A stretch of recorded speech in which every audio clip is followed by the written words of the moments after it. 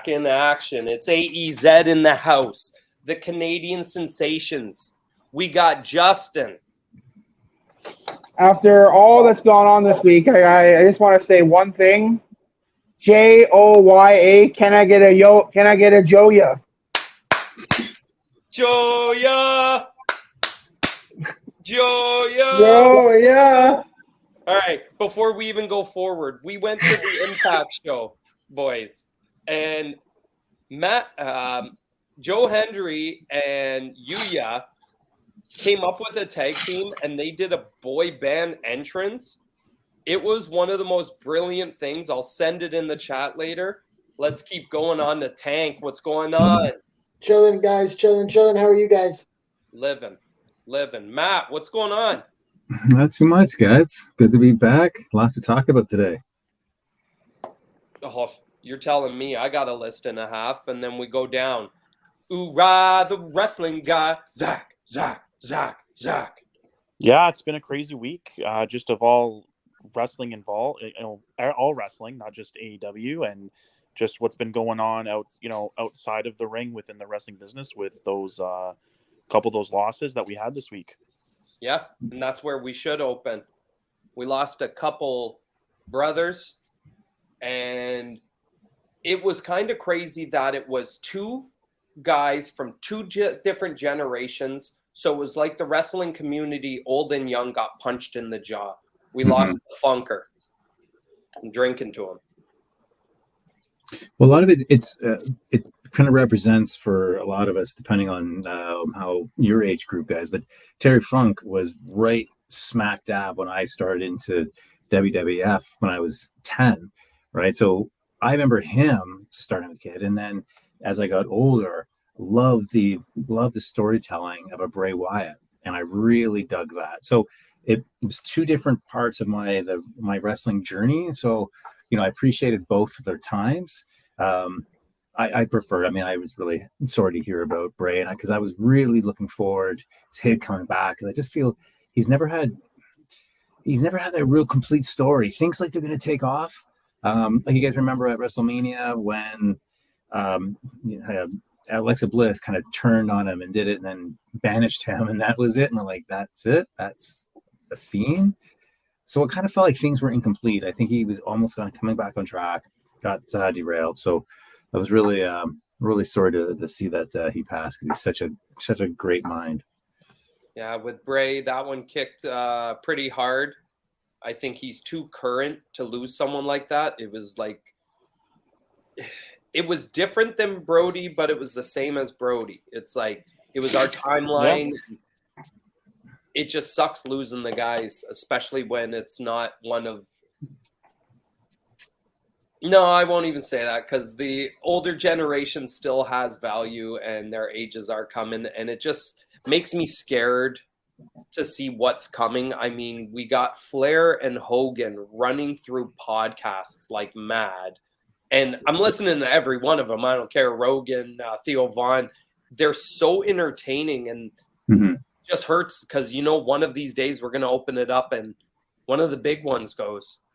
Yeah, I mean, I put the Bray situation I put up there, like, how I felt like, when Eddie died and Jay Briscoe died. Or I was really young when Owen died. I was only 9 when Owen died. So my feelings about Owen passing were a little bit different than what it was when I was a teenager. But I mean, Terry Funk, I'm a big Terry Funk fan. I was, I didn't grow up with Terry Funk by the time I started watching wrestling, he wasn't really there. And then he came in the mid 90s in WCW with Bunkhouse Buck, and then he went to WWE and was Chainsaw Charlie. Right. So everything I love about Terry Funk is before that. So stuff I've gone back and watched, and I've always been a big Terry Funk fan. So those both hit me pretty hard. Yeah, I have been watching a lot of old Funk, and just recently, me and my son, we sat down and watched. It was the Funkers versus Snuka and Bruiser Brody in a tag match. That it was like Stan Hansen showing up, and they were just.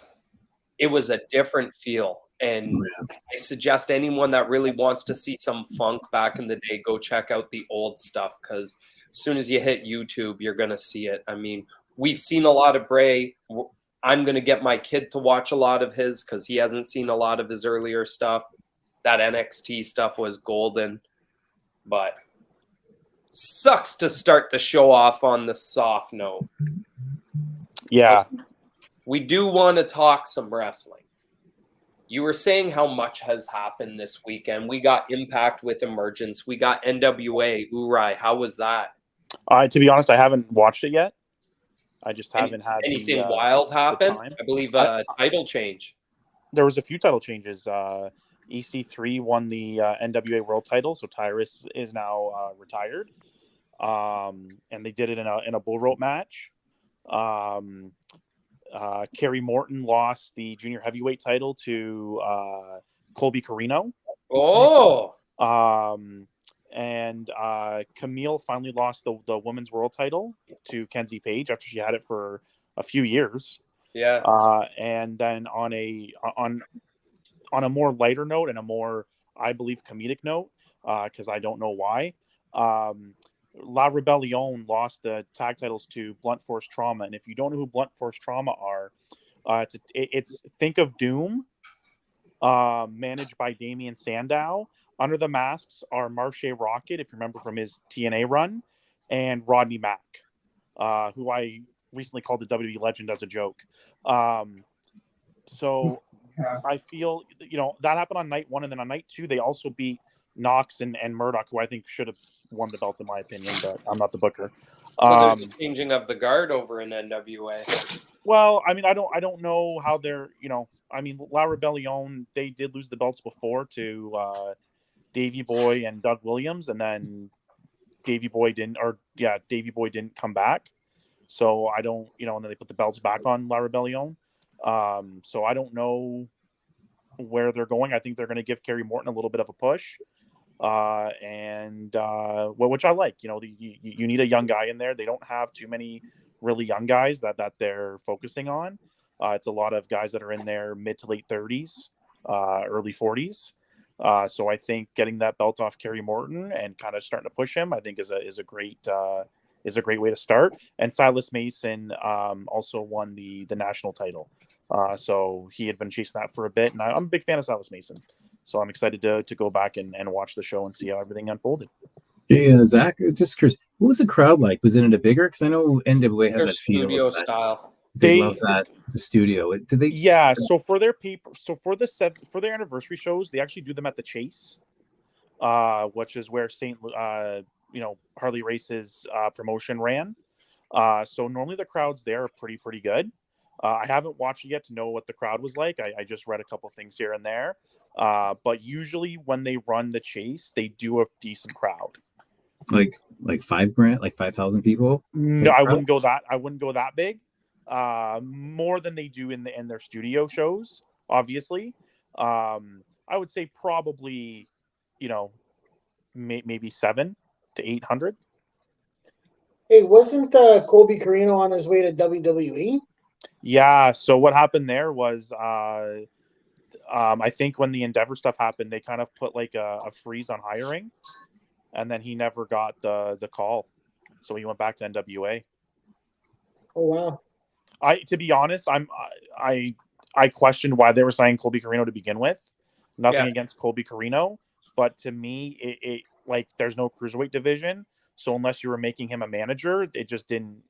It seemed a very odd signing. Which is a shame because he's great in ring, but yeah, he is really small. Yeah. He, you know what, and his height is, I think, what plays a part in it, because when his dad really got started, when we got to see him on ECW, he was tiny too. It wasn't until the end of ECW where he started to get kind of bigger. But I mean, Steve's also kind of a taller guy where Colby isn't. Yeah. So sounds like it might be worth a watch. I'll tell you that Impact show was definitely worth the watch. Yeah. Yeah, where was that? Was that downtown Toronto? Yeah, it was at Rebel. Rebel? Yeah, how was that? And it was Josh Alexander's return. How was that crowd pop, Justin? There was something. It was real for Josh. It was remarkable. I know watching the video back, all you can hear is one of our buddies shout out to Chops on the entire video. um, but yeah, I mean, the pop was loud. The crowd was hot for pretty much someone in every single match. So that Naomi Trinity entrance is pretty crazy to see live, to be honest. Yeah. No, it was but the moment of the night goes to the Joya. Joya. Dance. He comes in, clap, clap, clap, Joya, and then they do the dance all the way down, and it's such a mishmash tag team. I guarantee you this is going to be one of the most over things that puts them right in mainstream talk. You know, I'll say this about Emergence too. Like they didn't. Rebellion had a larger crowd. But Emergence, the crowd was a lot hotter. That's because we were there. Well, we were there at Rebellion too, though. Uh-huh. Oh yeah, but Rebellion it was a broken show. What, I because feel Josh like wasn't there? Impact has been able to put a lot of weight on Josh Alexander for a bit. Well, I to be honest, I don't think it was just because of Josh. I think the quality of matches on that Rebellion show, like you open up with an Ultimate X match, and that they did nothing in that Ultimate X match. Yeah, sure. And that kind of set. I feel like that kind of set the tone for the only match where everyone really popped for really was that Hardcore War with like the 10-man tag there. Yeah. That was really the only match They popped for Santino too. they did pop for Santino. Yeah. That's an obvious pop though. It's like, We'll so always pop. like what kind of size of a crowd would be at a show? For Emergence, Yeah. I would say probably 9 to 1,000. That's where I was thinking with the number, if not a hard 800. Yeah. So that's a decent crowd. In Eh? the Rebel Yeah. nightclub, it looks great because they can darken the right areas because it's got that nightclub vibe. Mhm. It looks good. And we've seen a many Impact there, which Yeah. in the future, there's a couple shows coming up that we're going to have to talk about, and they're at the Destiny station, which is the Battle Arts. What's the name of it, Zach? The Don Kolov Arena and the Battle Arts Yeah. Academy. Yeah. That's Oh, right. is it the Mississauga one? Yes, Yeah. it is. So we might have to link up and do a full show. Yeah. I think a big thing with Impact running at the Rebel is if you look at most of their pay-per-views or Impact Plus shows, they're usually on Fridays or Saturdays, but because the Rebel is a nightclub, they're not going to rent them out on a Friday or Saturday. So they always have to do them on a Sunday. And I think they know that kind of hurts business a little bit because we're now in a spot where, Tony Khan with his maybe 4 or 5 shows a year, he's the only one that really runs on Sundays anymore. And even a couple times he'll run on a Saturday. So I think, I think getting to the Rebel hurts them. The only thing with running Don Kolov that's going to hurt them is they're not going to get the crowd that they get at the Rebel. I think I've seen Destiny on a couple of video packages and things, and with the production equipment that Impact has, I feel they can really do it right. It'll feel like a studio show. It really will. But with the right crowd, we've heard Destiny be vicious. Yeah, I mean, for the IPWF show, that's a perfect venue for them. For the Final Resolution show, that's the one I'm kind of on because it's going to be intimate. Yeah, and it's not, when they ran that venue a couple times when they're doing their Twitch shows. Yeah, Twitch was a thing, and that's fine for those shows because they're smaller shows and they're not as Impact heavy. There was a lot of Impact guys, but also local guys. So, but these Impact Plus specials are seen pay-per-view. So I'm intrigued on how it's going to come off with a smaller crowd. Should be something. Now, we are AEZ, All Elite Zone. We do got to get to what's important here, and it's our content on AEW. we are going to do the show a little different as we do run a recap. There's a couple spots that we need to talk about on Dynamite that led into Wembley. I feel like Collision and Rampage, Justin and Zach all agreed. What was it? Oh, it was a 3-hour Rampage. Like Yeah. Tony said. So, I mean, good wrestling. We're going to watch good wrestling. It's just there's nothing really to break down. But Yeah. a couple spots on Dynamite we have to talk about was the second match was Swerve and AR Fox and Darby and Nick Wayne. Obviously, we have to talk about this. Because we got AR Fox getting hot on programming, and then Buddy screwed up and decided to wait till last second to tell the management that he won't be able to go to Wembley. So they pulled an audible, and they yanked him from the group and yanked him from the card. Who knows what's going to happen with AR future? Oh, he'll go back to Ring of Honor. Oh, Didn't they line him up with Darby and Nick Gage there, whatever the hell his name is?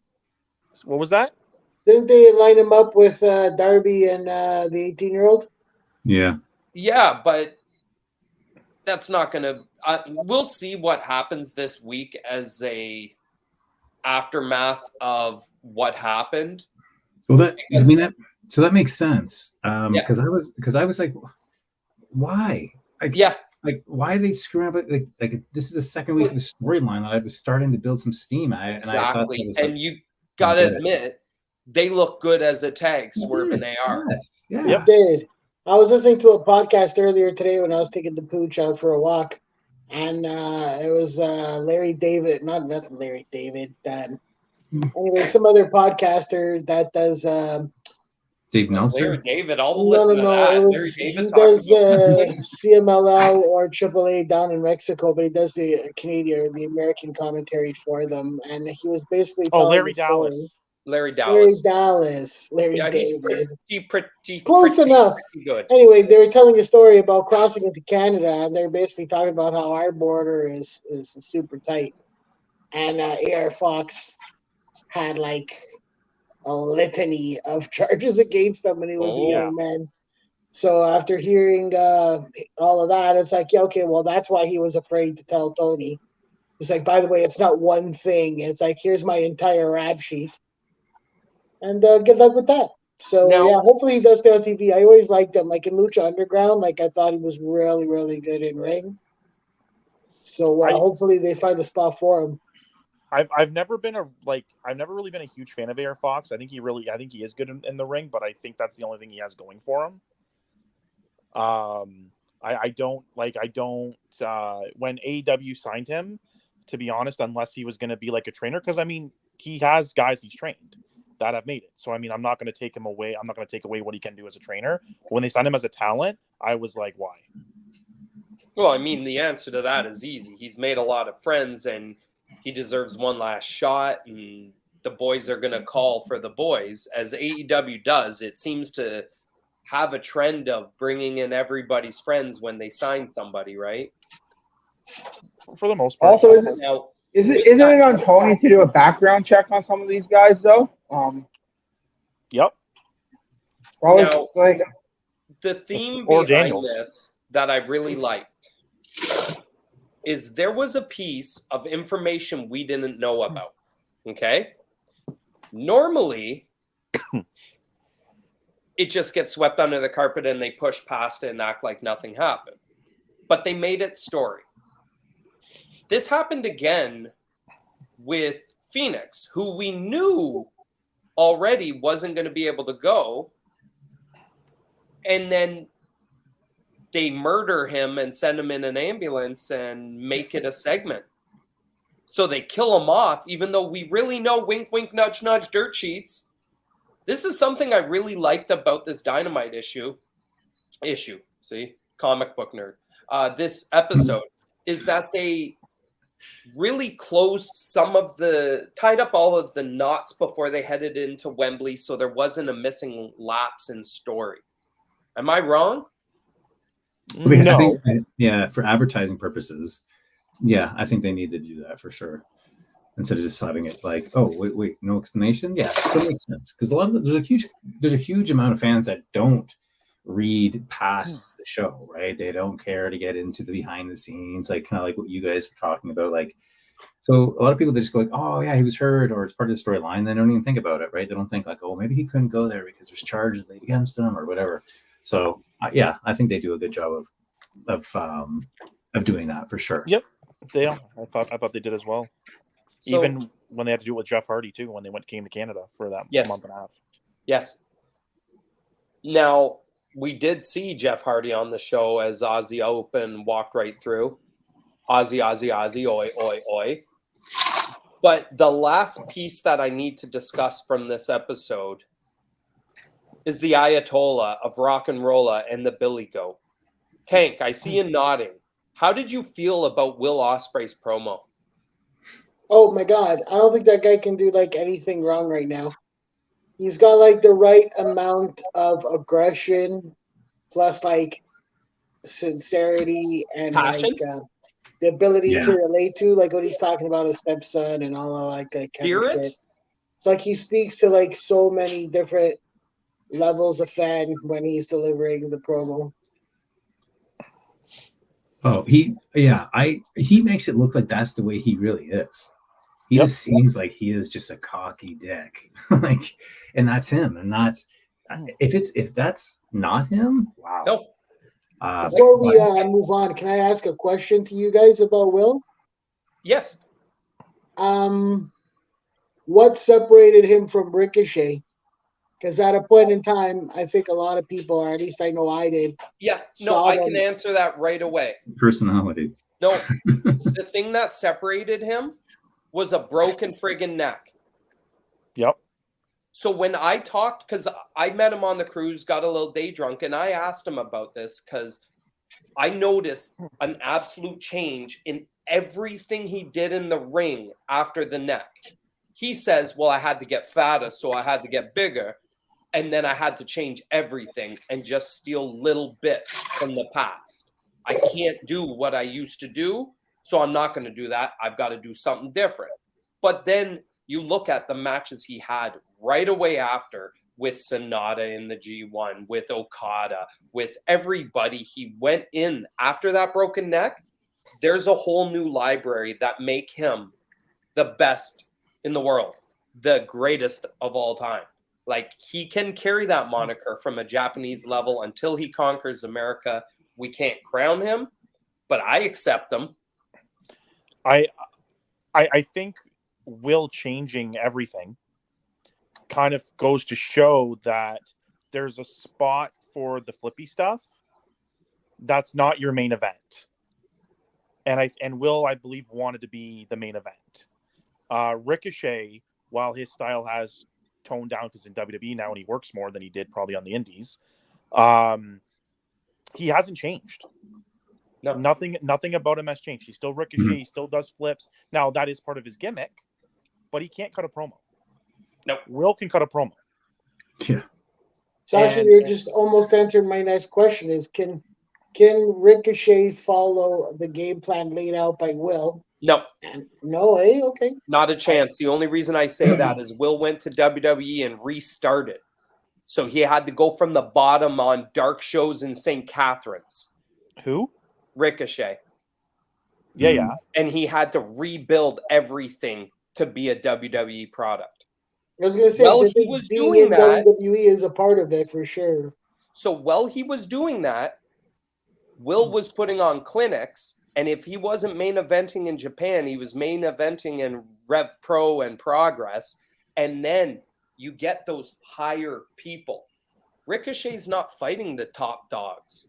No. He's not getting an Orton opportunity until he gets to Raw. Mhm. By then, Will's already main evented Hurricane Hall. You know what I mean? Now, you can ask yourself what happens if Will never breaks his neck, and that maybe changes some things around, but that might have been the best thing that ever happened to him.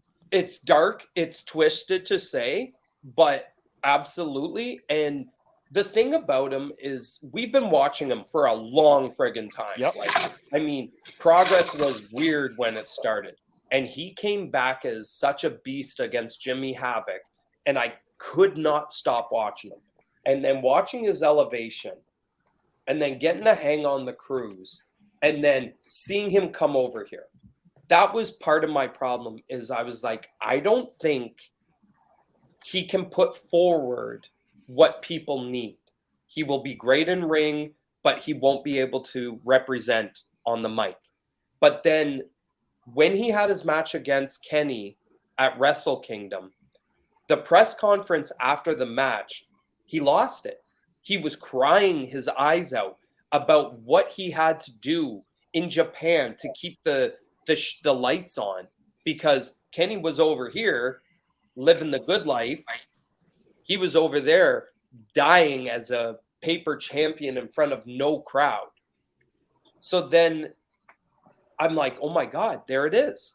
He has the passion to make you believe him.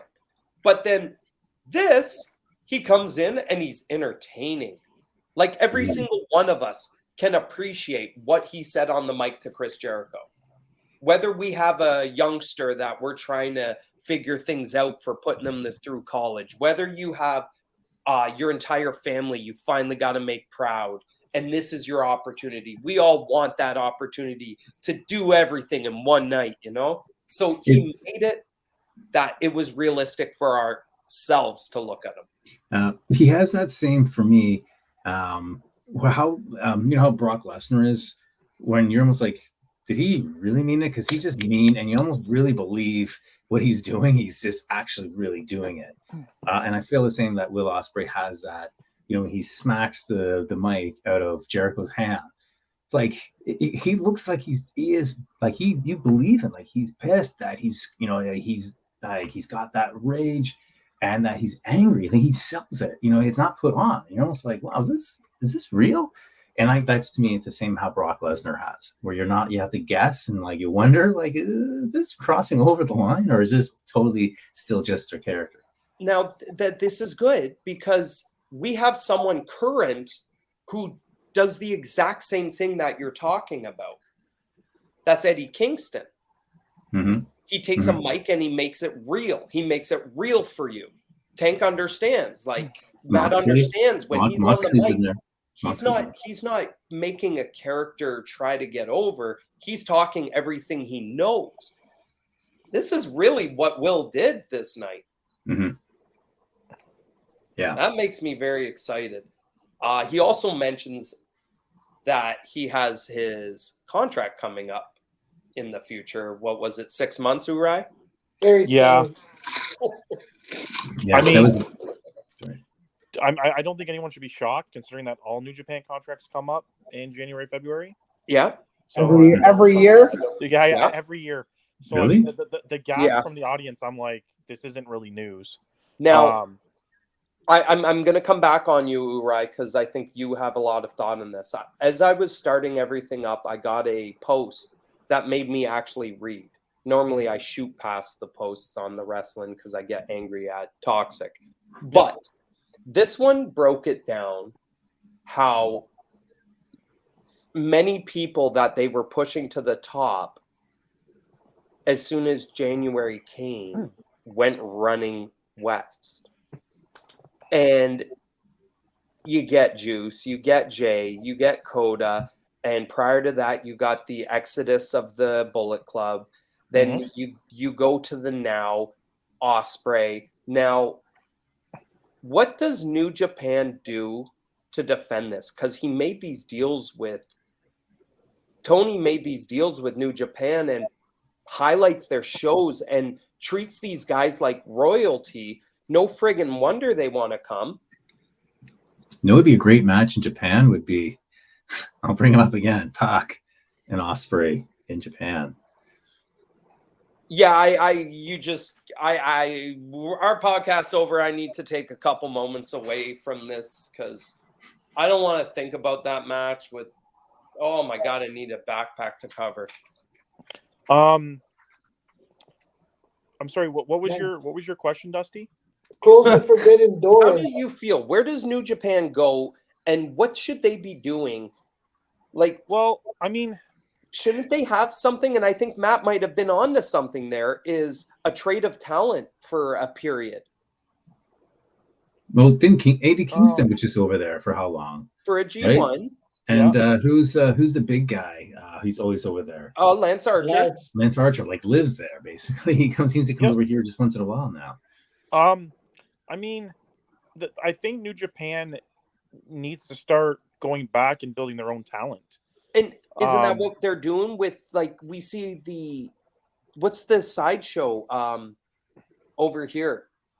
Strong? New Japan Strong. Sorry. New Japan Strong. All of those guys that we watched when it came out now are over there in Bullet Club. Yeah, like Clark Connors and Dave Finlay and Alex Coughlin and Gabriel Kidd. Yeah.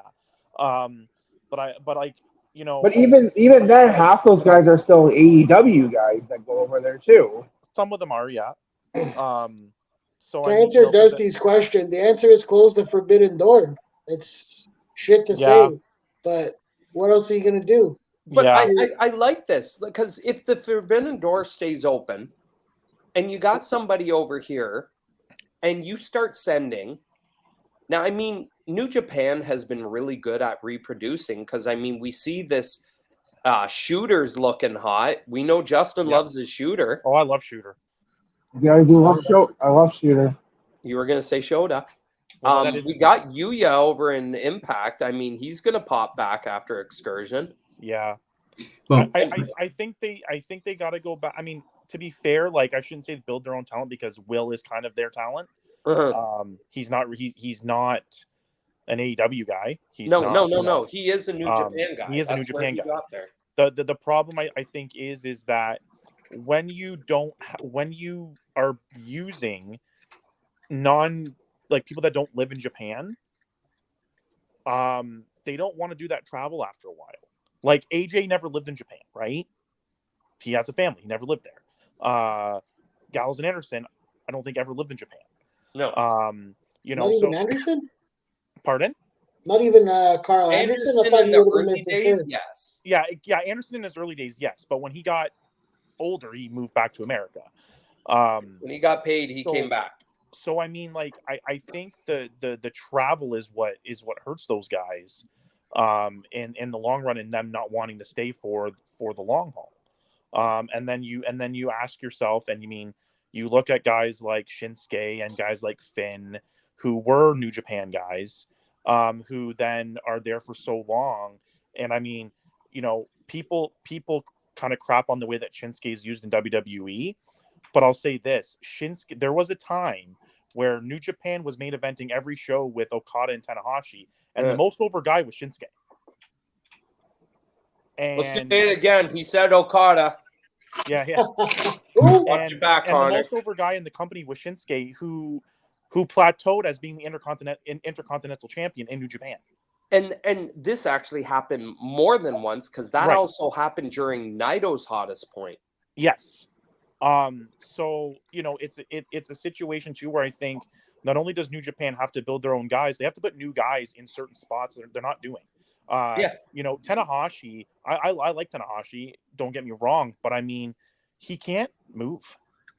Why are we still putting him in these spots when he can't move? He can't run. He can barely walk. Okada's still young, but I mean, Okada's he's been doing the same spot for 10 years.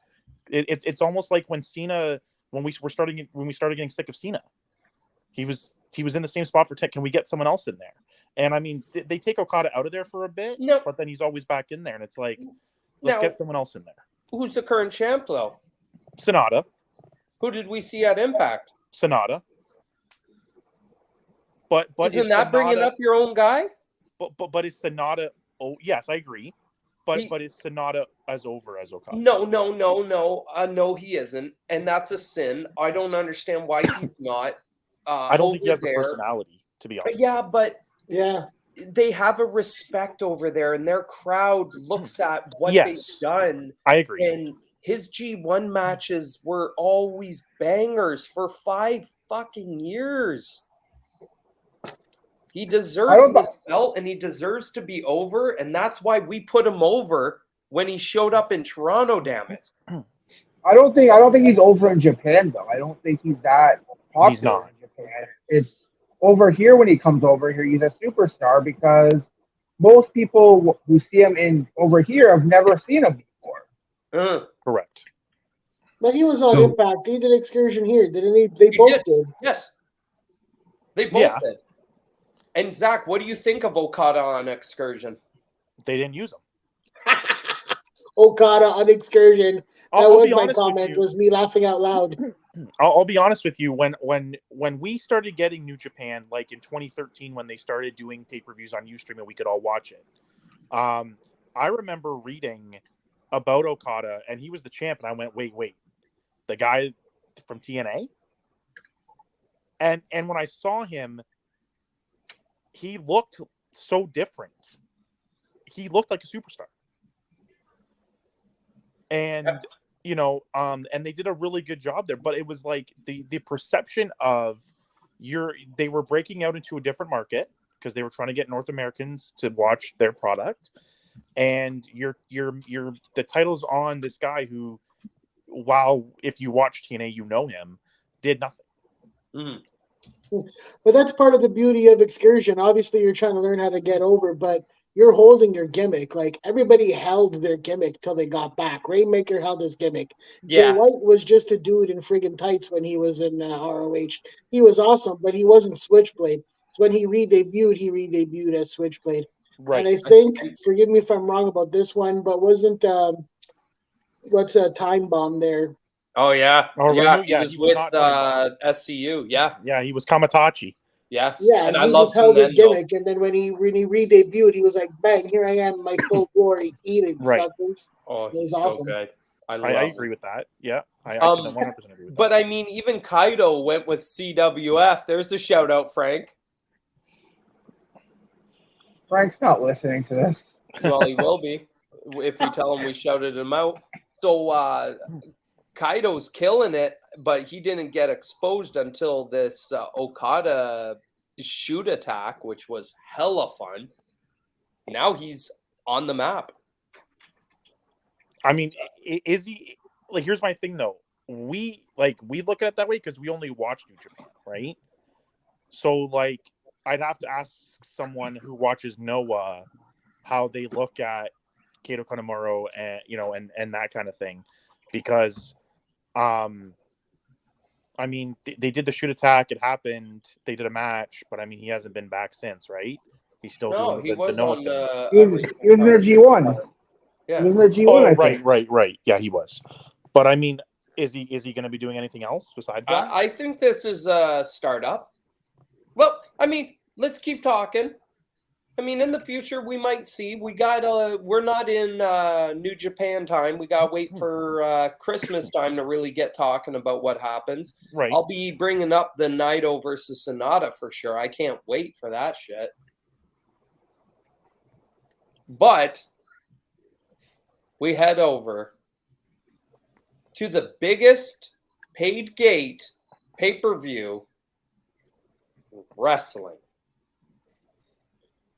We head to Wembley. What a friggin' show. We open up with a Caesar's Palace-esque beast of an open yard. And as it opened up, we didn't have many people there, so it was really nice and bright, and it looked pretty. I enjoyed the way the ring was set up. Matt, what do you think about the look? I love, as we talked about earlier, I love the white ropes. Yeah? I think it's great, and I think it coincided with, if you notice, and I'll get back to like the the look and feel, but I don't know if you guys noticed, and then there's been a few of the last big pay-per-views. A lot of the guys, even the heels, are all wearing white. House of Black, all in white. MJF, all white, right? So. And if you look at it, it coincides a lot of time. Even if you look at Seth Rollins, he wears white for the big shows as well. So there's this almost like it's like a next level. A lot of it is like it's like a gold and white. So I'm not supposed to be regal like it's supposed to. That's like a big show. But going back, it looked really good when it started getting dark. AEW is great for that. I thought the lights were really good. I was kind of expecting a bigger stage. I like what they did. I like how they come with the box, and I like the way they did with the effects for Hangman Page. It looked like a barn all the way down the wood. So I like what they did. That so they weren't like trying to copy a WrestleMania entrance. So I get that. It was a little more toned down, but it made sense when you saw Jericho's bands on top, right? Because obviously they needed a flat level instead of just big swirly letters and shapes like what they do for WrestleMania. So that was interesting. And yeah, no, I thought they did a good job. Again, going back, I love the fireworks. It's I thought it definitely wrestling looks way better when it's dark. I love the lighting. I'm a big proponent of lighting.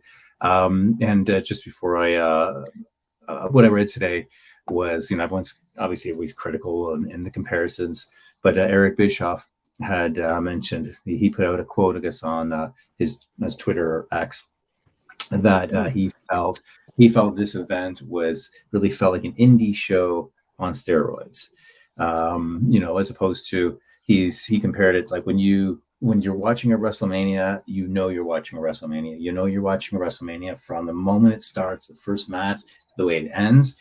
Every point in the WrestleMania show feels like a WrestleMania show, and he feels it didn't have that. He said it was, like he said, and I don't know what you guys feel about that comment of saying, jump right down his throat. I mean, Bischoff has kind of been touting AEW recently. He hasn't been as harsh on them. So I mean, if that's how he felt, that's how he felt. I mean, did it really feel like a WrestleMania? In my opinion, no. It felt like a big stadium show. That's nothing against them. It was still an amazing show. Probably if not their best show, probably number 2 or 3. In terms of quality of match and everything. They did things really smart in certain ways. So like, I believe Meltzer said, and I never thought of it this way, but then he said, and I can agree with him, that if Mania ever ran there, they wouldn't draw what AEW did because the stage is so big. Mm-hmm. And whereas AEW played it smart, they didn't have the big stage, so they could sit people behind the stage, which was probably another few thousand. Yeah, I did notice that. I noticed that. So, right. So, just, they did do things really smart. I believe when I was watching it, I did have like, it brought me back to like the first All In show where, this is a big, I felt like that, whether this is a big deal. And they did really well for themselves. I think the big talking point is going to be if they draw the same next year when they go back. But I did, as big of a show as I felt it was and how big of a deal I thought it was, I didn't feel like it was WrestleMania. So to your point, so if you don't, let's just say it doesn't feel like WrestleMania, does it feel like a really good SummerSlam? Yes, I can give you that. I like that. I can give you that. I think the WrestleMania comparison is a little because when you look at what AEW is and you look at what WrestleMania is, they're two very different things. Yeah. Right. Like yes, they had a musical performance. Jericho performed his own entrance. But I mean, if you look at WrestleMania, there's, how many celebrities are involved usually in WrestleMania? How many musical performances they usually have in WrestleMania? AEW isn't going to do that because they're not catering, even though I think sometimes they should. They're not necessarily catering to mainstream. They're catering to their, they're 100, they're 100,000 people they know are going to buy their pay-per-view. So I think, that's the difference. And whereas WrestleMania, WWE caters to everybody because they know, regardless if you watch wrestling now or you don't, you're probably going to at least watch WrestleMania. It's WrestleMania, if I can wrap it up on you, is like a non-football fan watching Super Bowl. Mm-hmm, mm-hmm. Yes, that's the better comparison, actually. Right? Super Bowl, because Super Bowl to WrestleMania. Yeah, so WrestleMania can give the average watcher just popping in something, a Bad Bunny, a Logan Paul. It goes on and on, a Kid Rock. But this, Even a Steve I Austin. like that SummerSlam feel because it really did. It's summer. Why wouldn't it be SummerSlam? We were hot in this theater in Toronto. I also don't think the India on steroid thing is an insult either, to be honest. I actually think that's exactly what it was, and that's a good thing. Yeah. And I like that. Now, the thing about Bischoff is Bischoff now is no different than you, Matt. He's on a podcast stating his opinions, which means he already has a preconceived notion of what he likes. And if it's not that, he's going to have a jab or a creation. And this is something I listen to Cornette. It's weird. It's not that I promote him. I don't like the guy. I just like the perspective of somebody shitting on something I love. I don't know. Is that sadism? I don't get it. Yeah. But the same with disco. At least if I say with Bischoff, he has produced big shows. So if anyone's going to be able to, has, right? Everybody has. Yeah, but he had. I mean, I don't think a lot of there's not a lot of Bischoffs out there. I mean, you can't say Dixie Carter promoted a big show. No, but I mean, if Cornette and Cornette didn't promote big shows either. Mountain, if he had the budget that Bischoff had, what could he have done in Kentucky? Bischoff also did a lot of Raws. Like, wasn't he behind either SmackDown or Raw for a while too? Like, so. Yeah.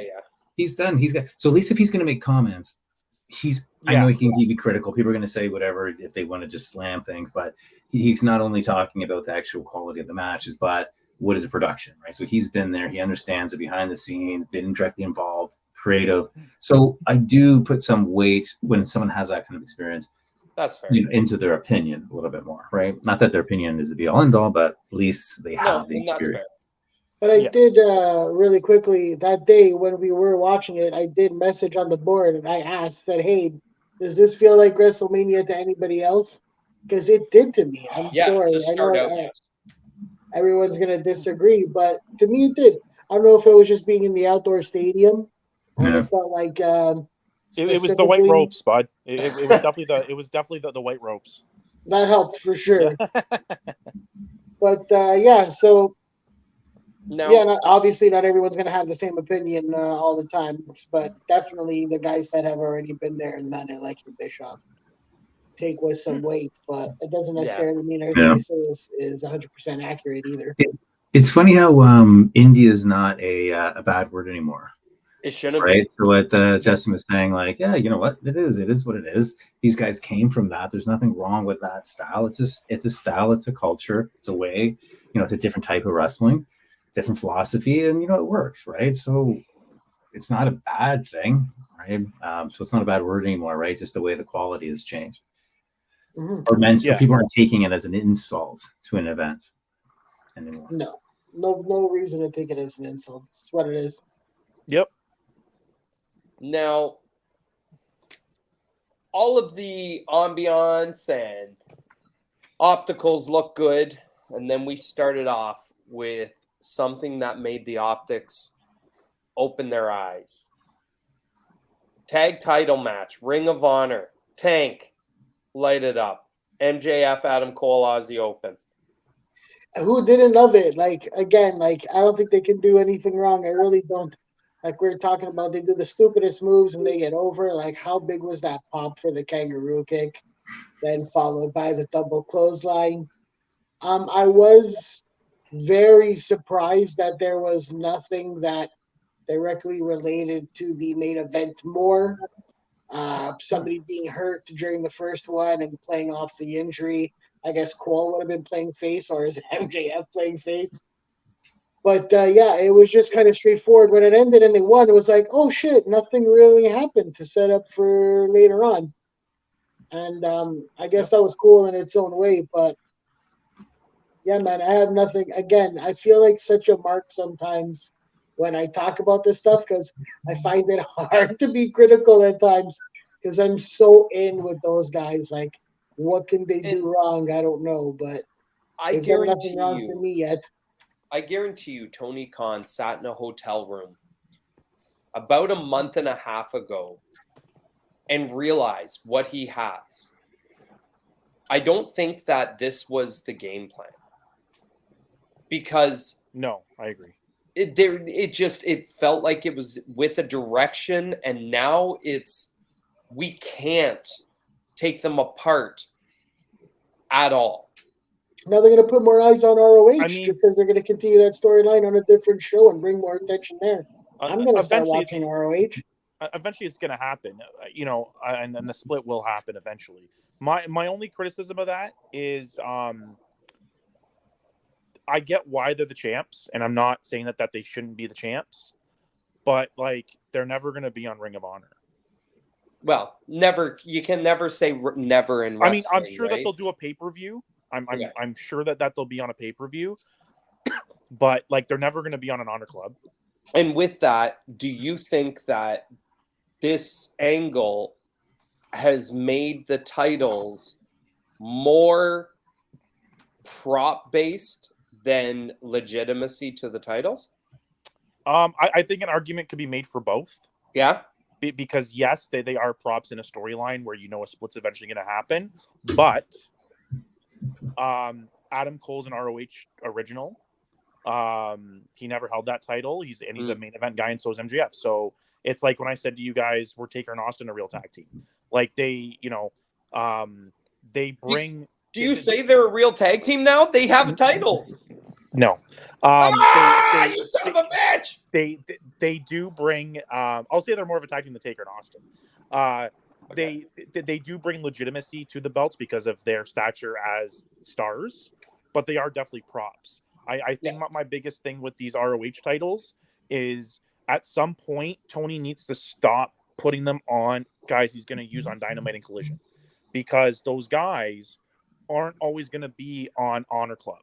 And if you're making somebody pay for a product, because you have to pay, and I'm doing quotations because I know people stream, you're making people pay for a product because you don't have a TV deal for them. You can't like, it makes no sense to have big matches not on that show. So, and I thought about this.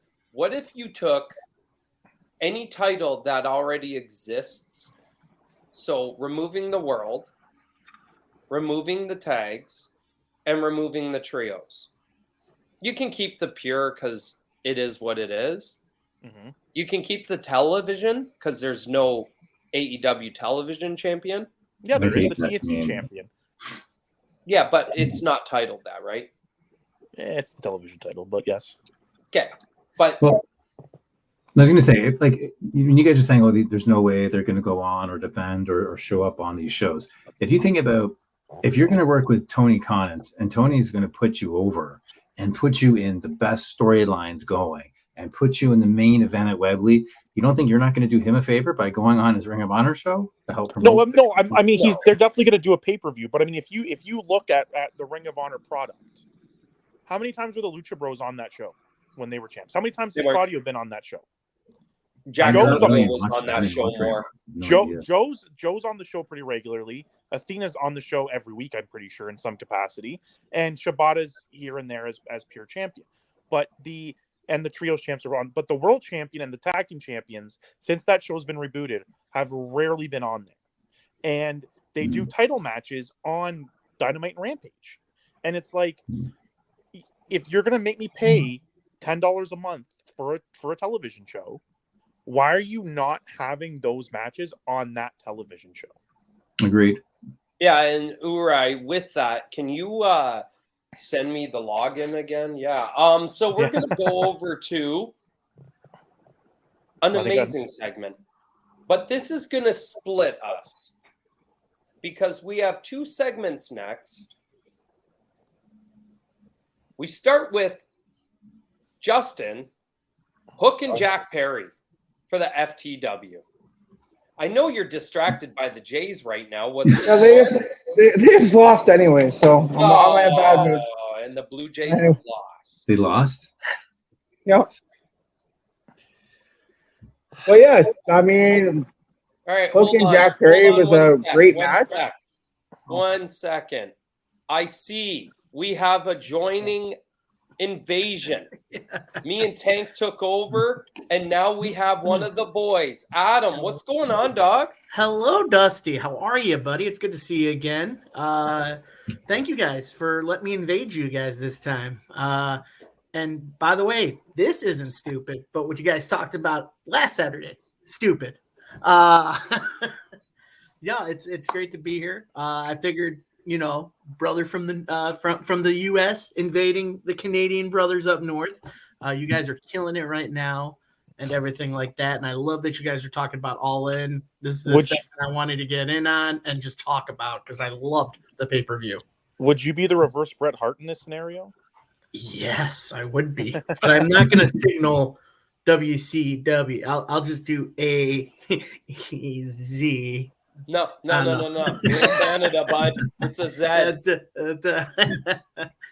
But no, I'm happy to be here, and this is the segment I wanted to get in on was this All Yes. In because God, it was welcome, such a Adam. good pay-per-view. Thank you. Cool. Nice to meet you, Matt and Justin and Zach. I don't know if you were on for a brief moment last week. No, I wasn't. either.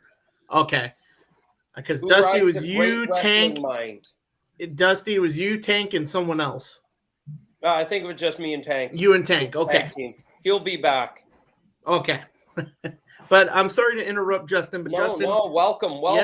yeah. Justin, jump back on it. Hook versus Jack Perry. What did you think? I mean, it was really good. It was hard hitting. There were some great spots. There's one in particular that we'll get into. Yeah, Just gonna say that it was real glass. And yeah, I mean, I wish Jack Perry would have held the title longer. I mean, in hindsight, it's good that he doesn't because he'll be gone for a while. But good match. I love Jack Perry. I stand with Jack Perry. And screw that other guy. Yes. Is anyone else feeling that Hook is starting to get exposed as not really being a good wrestler? Yes. Like he's got his signature moves. He's got the pops. He was kind of like the Goldberg. He's got his like boom, boom, boom, match done, intensity, bang. And now I was kind of noticing I felt I wasn't believing his character. I'm feeling a less and less than I'm believing. And I just feel like he's getting exposed. Well, it goes back to his father. If you don't mind me jumping in, it goes back to his father in his early ECW days. Yep. I grew up on those episodes of ECW in the early days, and just watching Taz turn from the Tasmanian Devil to just Taz, that was his style. He just got in the ring, beat people up with his spots, and then left. That was his thing, and I feel like that's what Hook does. Hook is basically mimicking what his father did in ECW. And basically taking those big moves, taking those chokeholds, taking those rough hits, and just pretty much just using them for him. I mean, but it's kind of honoring his father, but I kind of agree where you see the same things that Hook does in every match, and he doesn't change up his style. I think his facial expressions need work for sure. I think to Matt's point, and Matt, if I'm wrong, correct, you can correct me, but when Taz started doing the Taz stuff, he wasn't green anymore. Hook's still very green. Am I wrong in that? No, I think you're right. I think where Taz was in probably his career, so by the time he got an ECW, he was already established. He was already part of creative. He was, doing all the artwork. So yes, I think where he was, where now they've got Hook, they've kind of groomed him, saw an opportunity with him. The crowd went nuts. Are like, okay, let's get him in there. So he's kind of learned. I feels like he's learned more learning on the spot where Taz came in. Kind of like a Dominic Mysterio. That's who I want to talk about. That's the comparison I feel every time I see him. What's that? Dominic Mysterio. Dom's better wrestler. Yes, he's definitely trained differently. Yeah. And we're seeing a lot more. But go ahead, Uri. But to Dom, we say he's a better wrestler. But I want you to look at who Hook's been wrestling, and I want you to look at who Dominic's been wrestling. Ooh. Because they've been putting Hook in there with a Ricky Starks or a Jobber or a Jack Perry who aren't as well seasoned. But then you look at Dominic, he's wrestling Sami Zayn, Kevin Owens. His first match was Seth Rollins, Ziggler, Bobby Roode. Like these are guys that are well established. He did have that Dragon Lee match on NXT, and it was decent. It was decent. But like I think that I don't know if, like, Dominic I think is more over than Hook. But I think but I don't think we can for sure say he's a better wrestler yet, because he's wrestling guys that have already been wrestling for 10, 15 years for the most part. So to kind of, if I do the flip of what you said, Zach, where he's like, you're saying, hey, Dominic is in the rings with this guy, this guy, this guy. Doesn't that also mean that Dominic is good enough to be in ring with those guys? I think tango. Yes, but I think that they're trying to help him learn on the go, because I think he's going to be a big deal, and I think in 5-10 years he's going to be a big deal. Whereas Hook can still be a big deal, but like at some point you got to get him in there with those guys so he can learn from those guys. Because I mean, nothing against Jack Perry, but what's he learning from Jack Perry? Jack Perry's learning on the fly right now too, right? And we're seeing that. You have Dominic in these. You put Dominic in that match with Seth Rollins, his first match. He learned, and he's been 100%. Learning ever since. I also think they're building the characters differently. Like a Hook is getting that kind of Goldberg push. He's coming in serious, smash, in and out. Because Goldberg, who did he fight for his first 100 matches? Right? Like, Iceman and, like some of these other guys that knew how to work. But they had to build him up because they had to wait. So I think Hook is finally starting to have matches. But when Goldberg got in those matches with Hogan and those guys, he got exposed at the beginning too. Yeah. Whereas I don't know if Dominic is going to get to that spot, because when he started, he was in there with some heavy hitters. So if you're going to take a guy like a Hook or like a Dominic Mysterio, you have to be very careful, because they're not really going through the, first things first, Hook isn't, I don't see Hook on Indies anywhere. So where are his repetitions coming in? Getting in the reps. Where are the reps coming in? Whereas Dominic, he's on house shows. So, I feel like Hook, you're right, Hook's going to get exposed, because I don't think he's learning at the level of a Dominic Mysterio. Mm-hmm.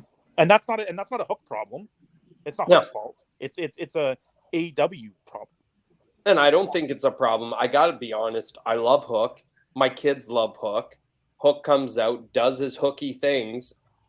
One of the spots in this, before I go into that, you see this, Tank? You see this? These Americans are trying to come up. Who let this guy in, man? Who let him in? These guys voted in Donald Trump, then Joe Biden, and we're just going to let them into our podcast. Come on. Don't voted in Trudeau. We ain't got nothing to say. We're just as dumb.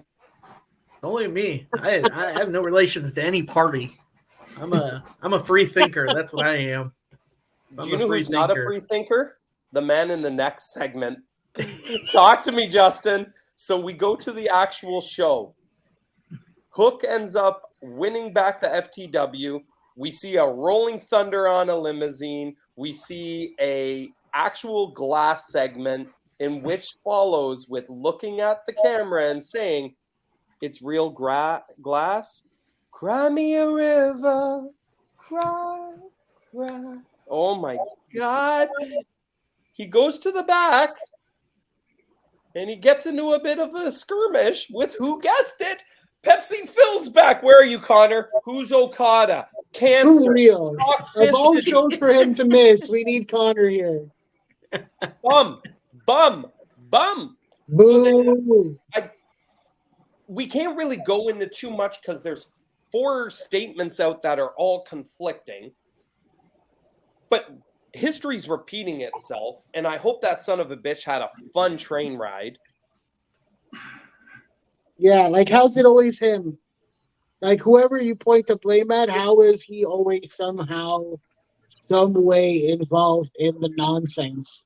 And he's supposed to be the mature one, and it's all these immature little kids running around them, screwing around. The thing that, like, actually messes me up is I agree with him with the sentiment that if you're going to do a spot, even to write yourself off, why the hell do you want to use real glass? Like, you may as well use the shitty glass, not protect yourself and get the hell out of it. But at the same time, I'm still so mad at Punk for being Punk and always starting shit. Like, how do you always escalate to a level beyond that it needs to be? I don't understand. And I why think the is there crowd, an American? Or right there. What are we doing on this? So, I mean, again, like you guys said, there's reports coming out about the backstage confrontation with Punk and Perry. Listen, Miro, they're both in the wrong. They're both in the wrong. and Nemeth, They both the need to Bucks, have something done for them. and Kenny. I can do this Reports all are saying Punk was threatened to leave, threatened to quit AEW. If he does, okay, good luck on your next adventure. And I'm a big supporter of Punk, but I think right now the game's changed since he's been gone for 7 years. When he came back, it's fresh new blood, and it's a different feel in professional wrestling that I think he's just out of his element. Mhm. And I'm just like, you know what? Maybe just hang up the boots, man. Like maybe support it from the outside. Put it You know, in a don't trash be compactor. involved. You know, just watch it. You know, just enjoy it as a person. Perry, obviously, he's young. He's gonna get that cockiness to him. You know, and him taking these spots. It wasn't even just Punk telling him. There was news that he wanted to do the spot on Collision. And even Jerry Lynn was against the idea. Jerry Lynn was against the idea as a producer. He's like, no, don't do that. There was a couple of people in producer roles saying, no, that's a dumb idea, Jack. Don't do that. Like, we'll figure something else out. So even a few of them, reports wise, saying that some of them were against it, as well as Punk. But the fact of the matter is, this is all out 2022 all over again, where it's Punk in the headlines, and it's taken away from a really good event that just sold out almost 80,000 seats in 81. Wembley Stadium. 81,000 seats in Wembley, and you take away from that with all these reports, and it's just very frustrating as an AEW fan to see all these headlines about the backstage brawl and not everybody that put their blood and sweat on the line out in front of that crowd. I thought my buddy was joking with me. He's like, you didn't hear? And I'm like, hear what? There was an argument or there's backstage blowout. I'm like, don't tell me it was Punk. He was like, yeah, Punk. And I'm Jack Perry. I'm like, you got it. Like, you can't even be serious. Like, this has to be BS. The last thing I read was Samoa Joe had to talk him into getting in the ring with him. Just to do the business, it was like pulling teeth for Joe. It makes me like Joe a little bit more when I already love this fucking guy. And I mean, to Punk's credit, he put on quite a match for being very pissed off. All right, before you get into it, Uri, I do want to say the challenge was show me a goddamn match. This was a good match. Yeah, it was. I mean, the fact that Joe had to talk him into doing the match when it's Joe, like, I mean, it's, you know, like it's Punk and Joe. That kind of was like, well, you can't do that for your boy. You know, that kind of was, to me, was like, what the hell, Phil?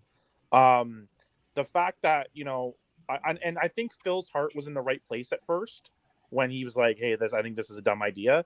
But if a young kid is gonna do something stupid and make mistakes, at some point you just got to let him make those mistakes.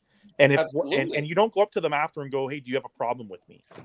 Because I mean, that's just gonna escalate a situation from the get-go. Especially if it's Punk, the guy doesn't just let it go.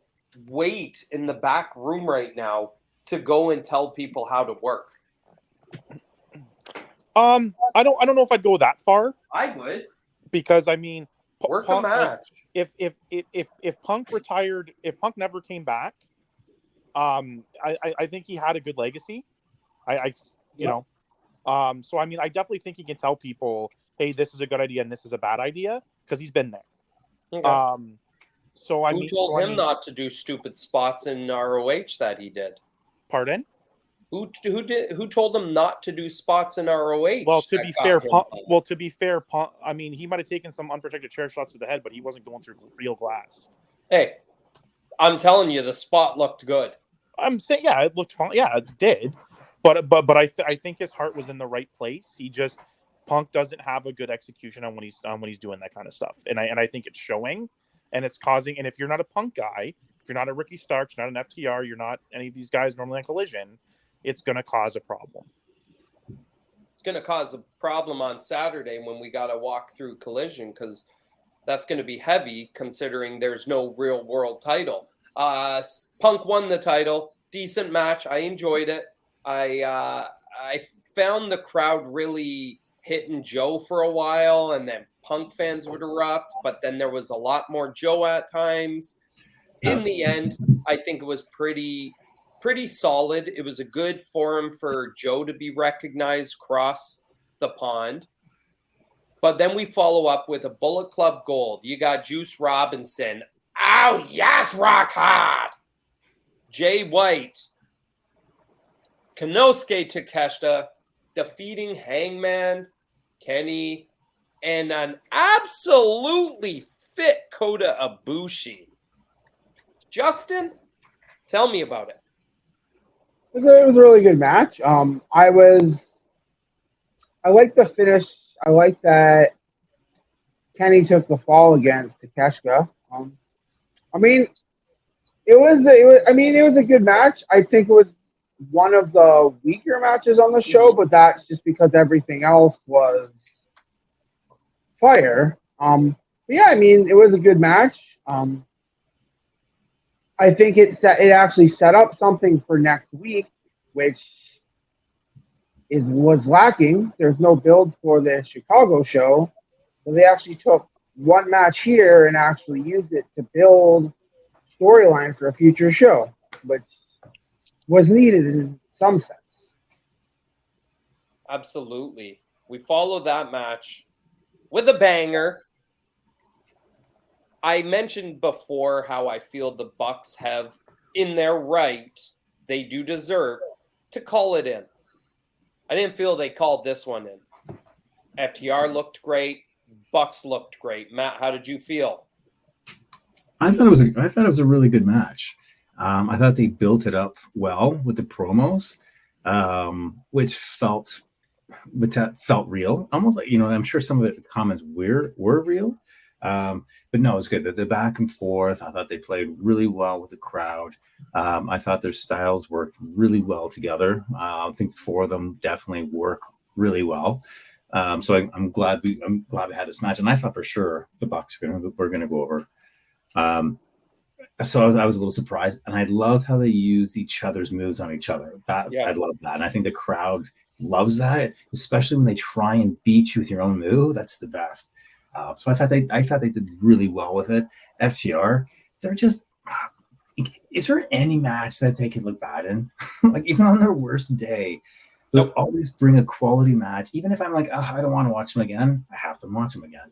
And the crowd, the live crowd, loves them. Like, they, for some reason, if any match, they right now have the crowd in their hand, in their palm. They can do no wrong right now, which is amazing to see. It kind of feels like a bit of a twilight of their career, but I think they still have a good run in them for sure, and they're always quality. So I really like the match. And to go with that, me and the boys on the ride, we actually talked about this. Yeah, we did. About how there's any other team that tops this team. And Breezy, although he's not here, he said one team, Urai. Yeah. I'll say this. If FTR had the charisma of the Road Warriors, they'd be the greatest tag team of all time. And that's the only team the boys felt. I could not think of anybody. Adam, tell me what you thought. No, I totally agree. I'm with them there. The Road Warriors. If anybody asked me my favorite team back in the day, it was the Road Warriors. I freaking loved Talking Animals, especially when they went all motorcycle riding in arenas. That was my favorite stuff to watch. This match, top-notch tag match. FTR gets better every day. It's almost like they say it ages like fine wine. Like they still have it. The Young Bucks been around for so long from the indies. I remember watching their matches in Pro Wrestling Guerrilla, and I'm just like, these guys can still do it. That one was by far a great tag match, and the length of it was perfect. The length of the match, because every time there's a near fall, you always think, oh, that's it. No, that's it. and the stealing of the moves, you know, the freaking FTR doing the kiss on the cheek, and that's right. my God, it was brilliant. And you know, the more I watched it and the more it went along, you always had that sense, oh my God, the Bucks might pull it off here. They're going to become 3-time tag team champs. And we go back to the situation with Cash Wheeler. You know, that was always sitting down in my heart going on with his situation. I'm like, does this where they pull the trigger and take the titles off of them because of it? I'm like, I want to see FTR just continue this because they got so much more to give in this reign. And I'm so glad that they retained, but I give my hats off to the Bucks because those guys, I just like like you said, Matt, can FTR put on a bad match? Can the Bucks put on a bad match? Yeah. Everything the Bucks do is just amazing. They reinvent themselves in every match that they put themselves on. You have your spots, you have the flips, you have the kicks, but then you know you got the Meltzer driver and all this stuff. But they reinvent and they can go those long matches. That's just the longevity. Yep. And now the question is that is done. The post-match situation, they try to shake the hands of the Bucks and Bucks leave. Does that mean we're going to continue that, or is it just the Bucks are done and we move on to the next tag team? But overall, that on the card, that one was definitely my top 2 matches. Now, we love to talk about optics here. And can we talk about the Bucks Freddie Mercury gear? By God, what a beauty. It looked awesome. Way better than Emi Sakura. Gosh, I don't like that girl. Take that back. Take that back. I cannot stand her, brother. I'm sorry. I want to say one thing about the intro song in all of wrestling. Whose song? Which one? Emi Sakura's Misaka. theme. Just a laugh. Just it's like, what is that? She's the worst. We will rock you. Emi Sakura is the queen, bud. You recognize this. I wanted to talk about the no handshake thing. So, like, the Elite just got back together. So, are the Bucks turning heel now, and the Elite's not together anymore? Like, I'm confused now. We'll find that out next week. You could go anywhere. You can go anyway with that. I mean, do the Bucks break off, do their own thing? Do they stay with the Elite and the Elite turn heel? But the Elite, especially Hangman and Kenny, they're still in that feud with the Don Callis family and everything like that. So do the Bucks just take a little bit of a break and just see where you go with that? But you can go any direction with that. Yeah. The next match was taken in many directions. This ain't a video game. We're at a stadium stampede. I'm going to start off with a couple things. I was very unsure because I won't lie, I like watching back the original without anybody in the arena. There was it was a damn movie. Like, I know it's cinematic match, but there was so much of Hangman and Swagger in the bar and all of that stuff just really got me. However, this was an anarchy in the stadium match is how I would have preferred it stated. But there were a lot of pieces of this match. Justin? Yeah, I mean, it was wild. Yeah, I was just basically anarchy in the arena, in a stadium. I mean, there was a spot where Penta came back out as his dark character. That was pretty cool. And it was just violent. The skewers were the skin was hanging off Moxley's head. That made me want to eat food all day, but Did anyone is impressed with Santana's new look? Yeah, he got big wrestler. He's a beefcake now, man. So yeah, I made comments during the whole match because now they gave him a first name, and I'm like, so are him and Ortiz done now? Because they didn't look like a tag team anymore. What's Ortiz's first I don't know. I name? thought the That's whole the only point of question bringing I I thought the whole point of Not, bringing him back was to put him together. Otherwise, what is the point of bringing him back? And didn't he used to go by Angel Santana in the Indies before? Mike just sounds like just the dude from next door. At least Angel sounds a little more gimmicky. Hi, Yeah, I'm Mike Santana. I'm here to install your Bell 5 internet. Basically. I mean, My you know, my cousin's Carlos. He plays guitar. yeah. But yeah, no, I just like he to me, like I dug the gear for Santana. I dig the look. Yeah, he's put on some beef. I think I said that to Dusty when I saw he had made like a Twitter video, and I was like, "Have you seen Santana?" He's like, "No." I'm like, "Bro." And I mean, he was looking pretty jacked before he left, and now it looks like he's kind of put on weight a little bit the other way. So hopefully he evens himself out there. But I think, to be honest with you, like, Santana looks like a star. I don't think Ortiz does, and I think that was what caused the friction. Santana wanted to go on his own. So I hope that, at some point maybe AEW gives him that opportunity, because I do think that he probably could make it on his own a little bit. I agree. I think we'll see that in the future. Hey, didn't we call? Didn't I say? Didn't I bring? Because I remember calling last time. Remember, like last week about what surprises, or the week before. Didn't we talk about Santana Ortiz coming back or being one of the potential surprises? Yep, we called them. The cool thing about this match that really got me was I like seeing stupid hardcore spots that I haven't really seen too much. And having the crushed glass and then taping up his hand. Oh, yeah. He might pop for the match out to Orange Cassidy. Yep. He was doing the candy glass. It's real glass. Crimea River. Real glass. Keeps up his gloves. That was so. It's sugar. Got him. Done. I popped for it because I'm a fan of the original Taipei Deathmatch. So I popped for that. One thing I'm surprised no one did, unless I missed it because I was in the washroom at one point, and especially Moxley not doing this. Did anyone do the ladder on the head and spin it around? No. I'm surprised by that because of what happened last week, and Mox is a big Terry Funk fan. I'm surprised no one did that. Huh. Didn't think about it. Someone should have the branding iron too. Someone should have busted a branding iron as well. I agree. Someone did it.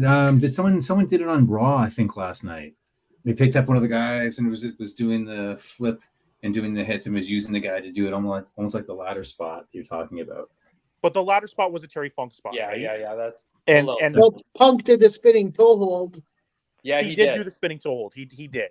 But I was more surprised that Mox didn't do the ladder spot because he is a Terry Funk guy. And or Eddie Kingston too. Eddie Kingston. Yeah. So I'm surprised that wasn't a spot in the match. I'm sure there were, if we watch back, I'm sure Eddie had a couple spots that were directed, and it was a lot. Yeah. That's the problem with Stadium Stampede is without 6 screens. Like, imagine a Stadium Stampede with this format where you got the 6 of us and each segment's running different cameras. I'm not going to lie. I would enjoy it because I'd be like, oh, shit. So boys, I'm sorry. I have to interject for 1 second because Punk I just got a message from our fearless leader, the one and only Connor McMahon, aka Connor for Real, and he wanted me to read this to you guys. It says, just give the boys a message from me. The CM Punk versus Samoa Joe was really great, and everything made sense in the match and was really great. And to their feud, CM Punk remaining the best in the world. He also says, listen to everything Tank says. The man is wonderful and knows everything, and not to listen to Dusty. And why is there an American on our Canadian podcast? It's a work. Connor's sitting at home. He busted his toe, so he couldn't come today. It's a work. I read it from Sean Ross Sapp. Barry Alvarez shared that one this morning, so that's why. One thing I will take away, 2 things I will take away from that Stadium Stampede. One, I love the broken glass fist because it reminded me of the glass fist fight that Ian and Axel Rotten had in the early days of ECW. Yeah, that kind of gave me memories of that. I'm like, oh yeah, that's That's early ECW days for me right there. And two, I love stupid stuff in stadium stampedes and Anarchy in the Arena. When Sue's van came back fully fixed, I marked out. I was like, the van's fixed. I was like, and they're taking out the cookie sheets and they're using the pans, and I'm like, this is classic. Like, this is stuff that Mick and Terry would do in hardcore matches back in WWF days, and I love it. I love it. So have you ever heard those Trent two talk about his spots. mom? Sorry, have you ever heard Trent talk about his mom? She's a complete mark for herself, and I find that hilarious. Yes. Any excuse she can get on TV and get on her show, she's all about it. And That was on Talk is Jericho, yeah? Yeah. It was so That's good. hilarious. Now, all in all, good match. From the press conference, we know Orange Cassidy is going to be fighting on Dynamite against Penta, which, when is it going to happen? We know it's almost like the whole Adam Cole, MJF, who's going to turn. When is he going to lose this belt? I think he loses it next week, or sorry, I should say this week. That's what I actually thought. And I'm like, what about Penta with an international title? But I don't think he loses it to Penta. The winner faces Moxley on Sunday. So I think Moxley takes the title. It's to lead to the next match. Yeah. I can see Mox wearing it for a while. And to be honest, I think that's what the international title needs. It needs a change. Yeah. I'm not even saying a not change. Orange. I think it needs someone of Mox's caliber to take it. Because, I mean, I think, nothing against Orange, but I just feel that, like, Pac and Orange are the only guys to hold that belt. And when you look at who could have held that belt and who's not being used regularly, I think one of those guys could. I think Mox kind of should take it for a bit and bring prestige to that belt a little more than Orange Cassidy and Pac. I feel in 5 years we will feel that Orange Cassidy's run with this title will have mattered. I already feel that way. It would have mattered. It matters. It does matter. Every week putting in a match, every week gaining, and like I've said in the past, not for me, but for the kids and for the other people that need to tune in to AEW, he gives something to people that don't care about wrestling. When he's in a match, they're like, what the hell is this? I love this. But that doesn't mean that they care about the belt, though. No, and that's the thing. I think the run stands as he's put on damn good matches every week. Now, let's move it off of him and give the friggin' guy a nap. My God, is he sore. Now, I think if Orange beats Moxley, that will solidify the run. Mm-hmm. That would be nice. Because, to be honest, like, and he hasn't really beat anyone. So, I just had a scenario. I think Mox wins it, takes his title. What if it sets up for a Mox versus Ospreay, like that kind of? Because if Ospreay could win it eventually, that's the international, right? He could. I think that you don't think those two styles would be like that. I think with Ospreay, he's already got a lot on his plate with the UK title that he's got now. I think he's fine with that, and I love that he changed the name of it from the US to the UK title. I love that idea. It was great. Adam, where were you during our New Japan session? I don't know. I don't know. I might have been eating dinner. I don't know. But with Mox, I'd be with Mox winning it. Because you know what, that guy, he is a leader. I think him having a title around his waist. Plus he's all over the place. He'll show up in independent shows and everything like that. He can wrestle that title everywhere if he wants to. My only thing with Moxley winning it, which it seems like the forego inclusion, and hats off to Orange for this title run that he's had. I was very happy with it. He's done great with the title. He's had some great matches, but I think it's time to switch. For me, I would have liked to see it gone to like Miro or someone like Andrade. Some of those guys could have used that title over there on Collision, like that. Swerve. But yes, Swerve. Nah. Swerve was another one. Shut up, Zach. But Mox winning it, I think that's a foregone conclusion. It sucks because Mox just had the world title not too long ago, and it was supposed to be when he was supposed to be taking time off, and he I don't feel like he's Never got taking the his time vacation. off that he needs to. You know what I mean? And he deserves that time off because he helped carry. He's been carrying this company since he's arrived.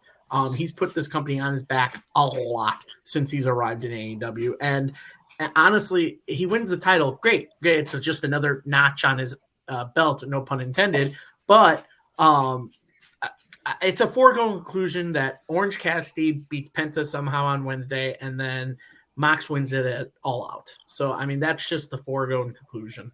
Just some fantasy booking, because I feel like we all kind of feel that maybe Mox doesn't need the title, but he's probably going to have it. What if he's just a transitional champion for Eddie Kingston? Ooh, don't tease me. Who I think does deserve it. Yep. And can use it.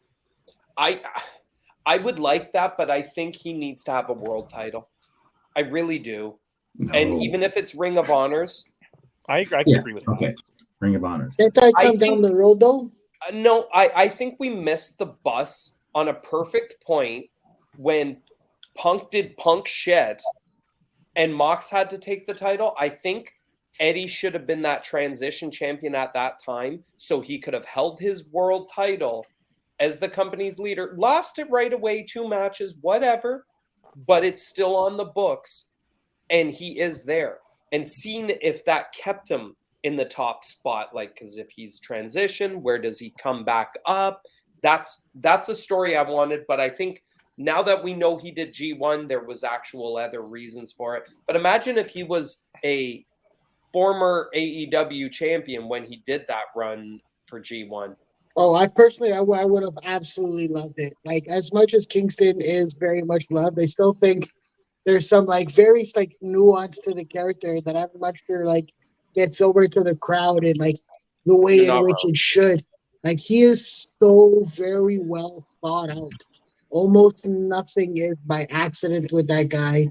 He is so freaking smart. I remember what caught me off. I don't know how much everybody wants to get into certain things, but I suffer from a little bit of anxiety and a little touch of the mental illness here and there. Yep. And I was listening to a podcast that we're talking about listening to people whose opinions you already know are going to differ from yours. So I'm listening to Conan and Disco because I can't stand Disco, and I know I'm going to disagree with everything that comes out of that man's mouth. But for some reason, I love doing it. So he starts talking about what are they doing with Eddie? They're having him eating cake in catering after a match while he's pissed off that he lost or whatever, blah blah blah. And they're clowning him for it. And I'm but that's the insane detail to the last minute that he gets with it. Because what do people with anxiety do when they're pissed off? They eat because they're pissed off. Yeah. They right? eat. I'm an emotional leader. I'm a big boy. I don't know if you can tell in the screen. I'm a complete emotional leader. So that endeared me to Eddie Kingston, which I already didn't need because I already have a song with one of his promos leading the song in from years ago. I've always loved Eddie, and stuff like that just endears me to him so much more. And I think people just see, oh, he's out of shape and he's the hip hop guy and 90s dude and whatever, blah, blah, blah, and kind of brush him off to an extent. But he's so well thought out outside of, like you said, sometimes you almost want to check it with him and make sure he knows it's a work. No, this isn't real, right? You can take your foot off the pedal for a second. No, but I he's like the way he is. I want to say this about Eddie based on the fact that some of you said that, maybe a world title. Piper didn't need the world title. And as a thank you, they once gave him the Intercontinental title.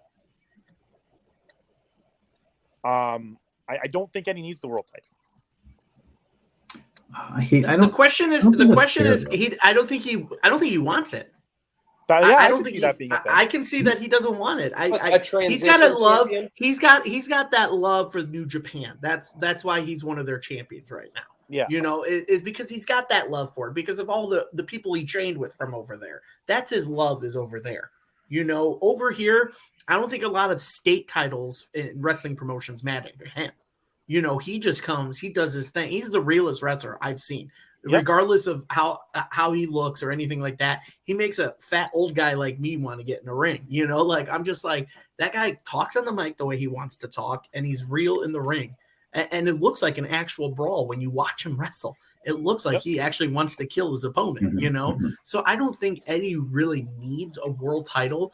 The international title, I kind of see, because he could go defend that over in New Japan, you know, matches and all that stuff with his open weight title.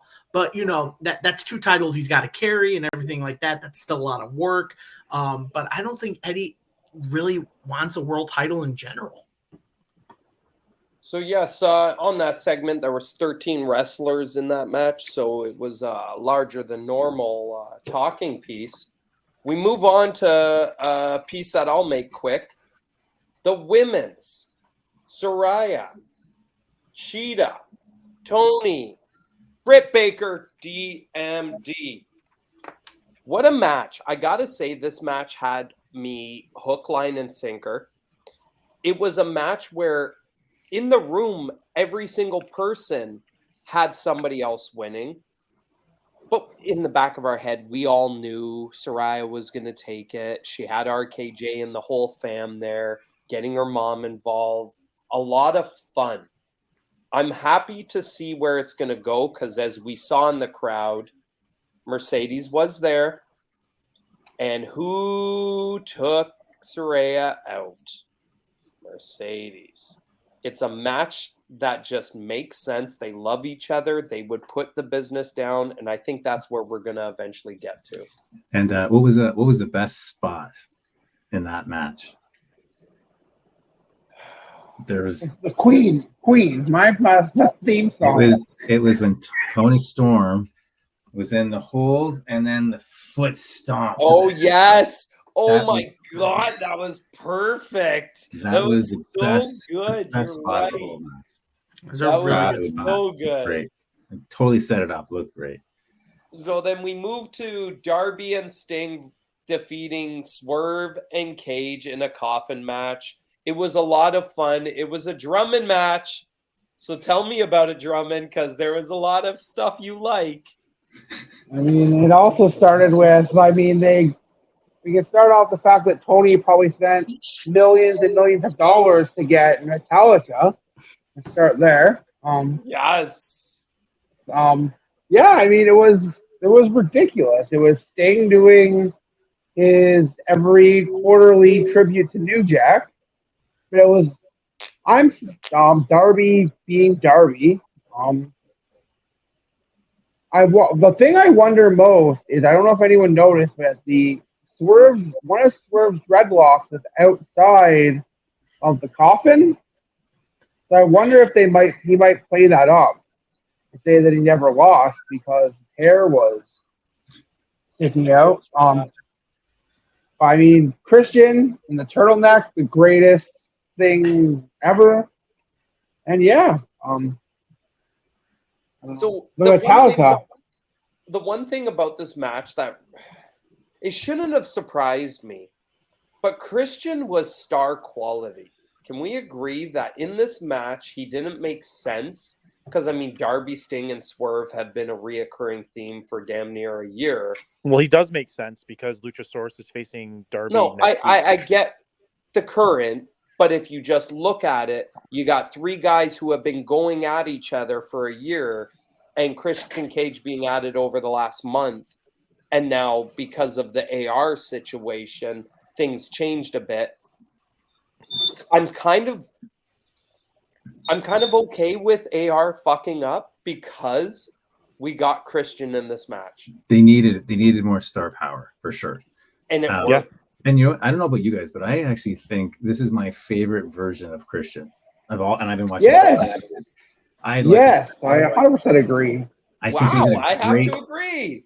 He's in a great position. He's kind of like the older. He's still, you know what I mean. He's an evil leader, and he has his punch. His minion that's doing his bidding, like in the turtleneck, like yes, Circuit Gretzky. Yeah. Sorry, Adam. This is a Canadian podcast. There will be a lot of hockey talk. No, and that's fine. I'm okay with that. But no, I agree. I love Christian at this stage of his character.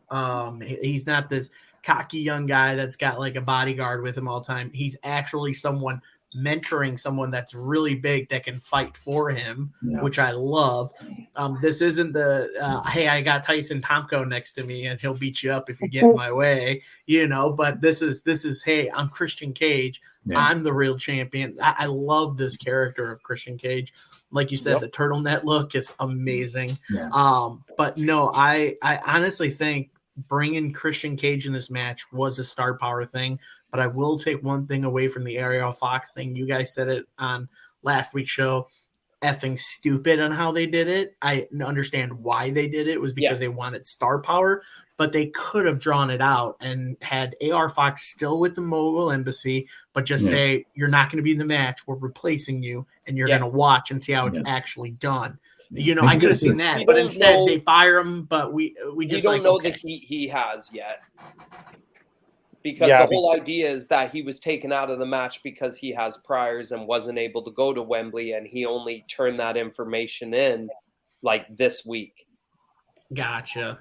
I read somewhere that his mother might have, or his mom or grandmother passed away. I haven't seen any of that this weekend. So that's what I heard, but it might have been travel issues as well. Then we move on to my heart, the main event in Everything I Need, the Billy Goat versus the Ayatollah.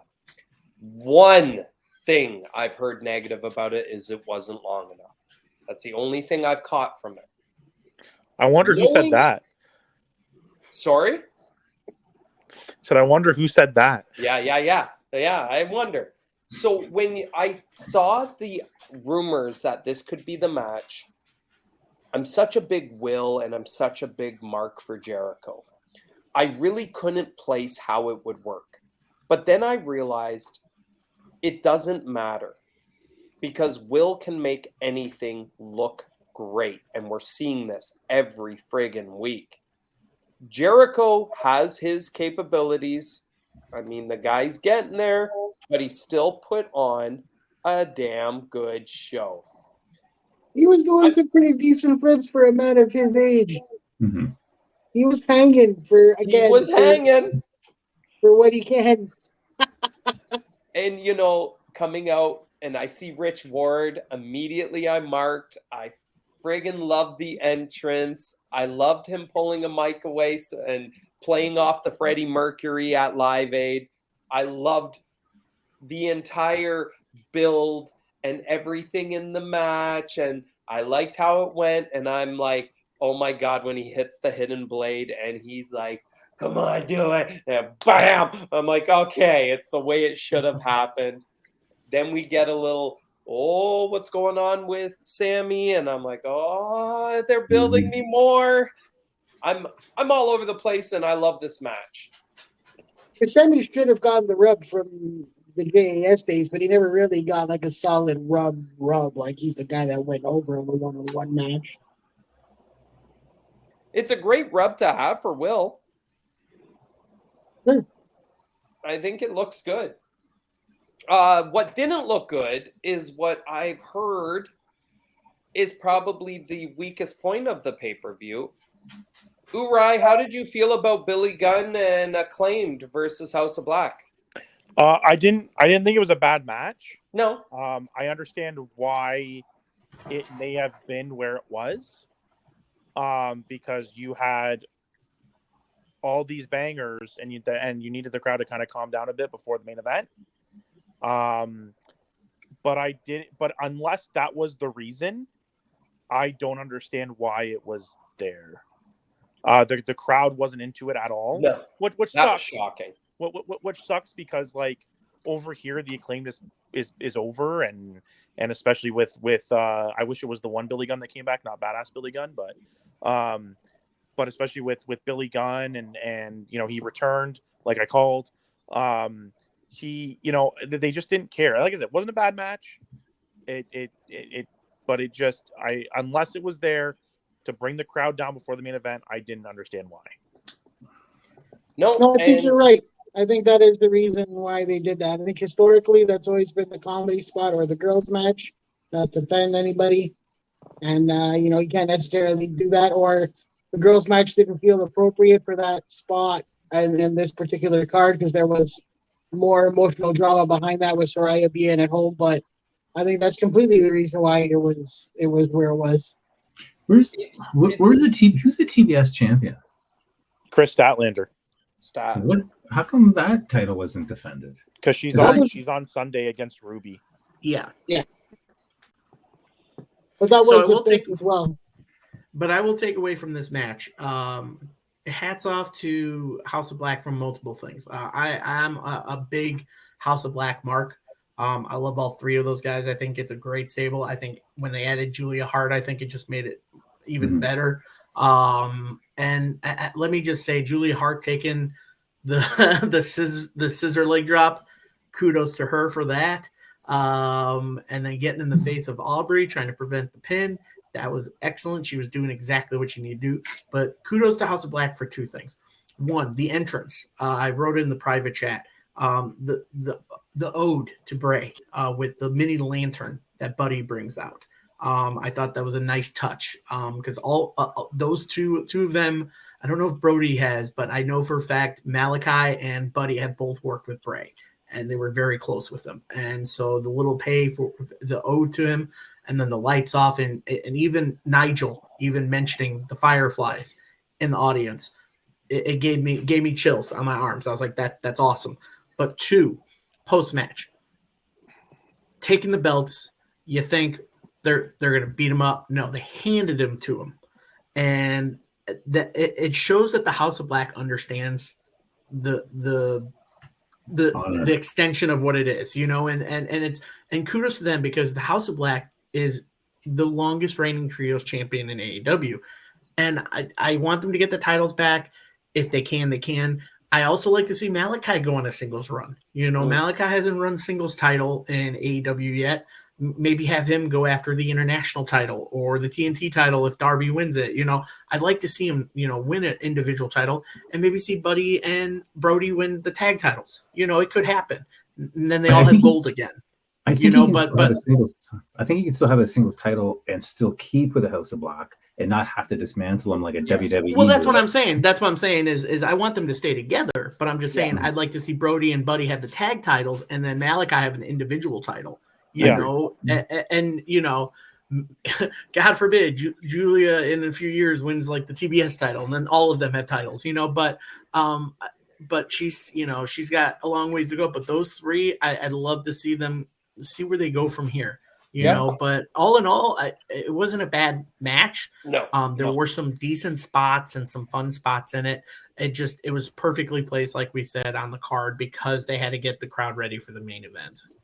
It did kind of make sense to me that they did hand over the belts. It was like honoring because the Acclaimed had won under House of Black rules, and the fact that they, even though they're heels, there is still honor in what they do, and they honor their craft and they honor their higher power, their character. So it's almost like a sign of respect. Like, hey, you beat us, we're going to honor by actually passing it over to you.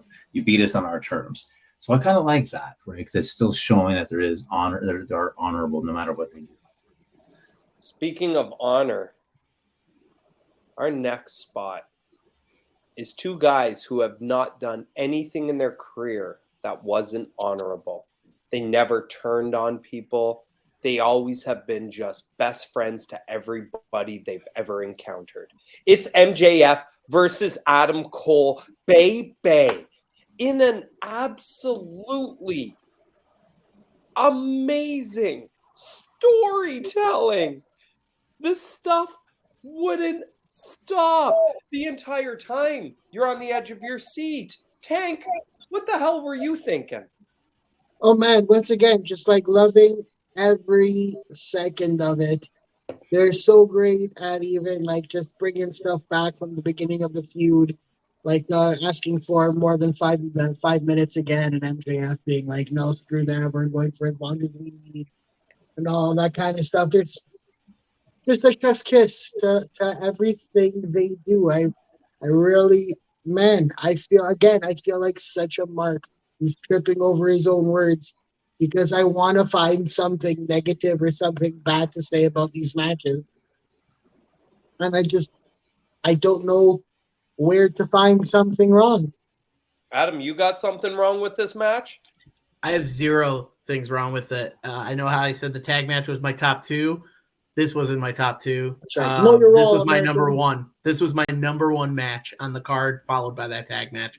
This match had everything in the storytelling. Who's turning who, what spots are going to happen. Heck, there's a moment in that match where Adam Cole hits that suplex on the stairs on MJF, and he stares at it like, what did I just do? Yeah. He's emotionally, he's torn. He's like, this is for the title, but that's also my best friend. Yeah. What did I just do? And they play it to that. You know, it's the little small details you catch in the match. You know, you got MJF who is a face, but he's still doing the heel tendencies, like still coming out to his theme with the devil mask and on a throne with women bowing to him. Like he's still playing to that. And this whole match had everything. And yes, the callback to the beginning of the feud with the 5 more minutes, and he's saying, nah, we're going to just keep going.